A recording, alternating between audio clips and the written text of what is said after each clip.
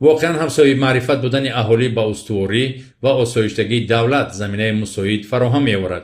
فعالیت کمیسیون بین‌الدوله‌ای مقاومت با سودای آدمانی نزد حکومت جمهوری تاجیکستان پیش از همه به بلند برداشتن معرفت حقوقی شهروندان مساعدت کرده. در این روند کمیسیون‌های حدودی نیز در ولایت، شهر و ناحیه‌های مملکت نقشی مهم گذاشته ایستاده است. در بینای مقامات اجرایی حکومت دولتی ناحیه مرغاب با ابتکار کمیسیون حدودی مقاومت با سودای آدمان با ساکنان ناحیه واخوری دایر گردید. رهبریت ناحیه مقامات حفظ حقوق و قدرتی در معروضه‌های خود عاید جنایت سودای آدمان قربانیان آن تقدیر من بعد جبر دیدگان این جنایت مخصوصاً وزنین به اهل تالار معلومات دادند. پس از واخوری به اشتراکچیان بوکلت عکس مقاومت با سودای آدمان داده شد. در دیگر موضع‌های ناحیه با اصول خانه به خانه، در بازار و مرکزهای سودا، آشخانه، برانندگان مسافران و نمایندگان کسب و کار گوناگون نیز بوکلت‌های تشویقاتی ضد جنایت سودای آدمان رسانیده شد.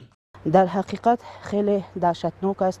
این قطعه باید تمام جامعه مبارزه برد، چون که سودای آدمان یک جنایت به نهایت دهشت است که به همین خاطر همه را لازم است که باید ما با ساکنان کارهای فرماندهی و ترغیباتی رو پیش بردن امان در کار است. این جنایت به نهایت جنایت وزنین هست. مردم آگاه کردن در کار است که به چنین جنایت وزنین فریفته نشوند و مقامات اجرایی حکومت دولتی ناحیه مرغاب من بعد نیز از روی نقشه چاره‌بینی مقامات اجرایی حکومت دولتی ناحیه مرغاب باز هم تصمیم گرفته است که در جماعت‌های دوردست با مردم کار میکند و جوانان را آگاه میکناند که من بعد به چنین قانونشکنی ها راه داده نشوند.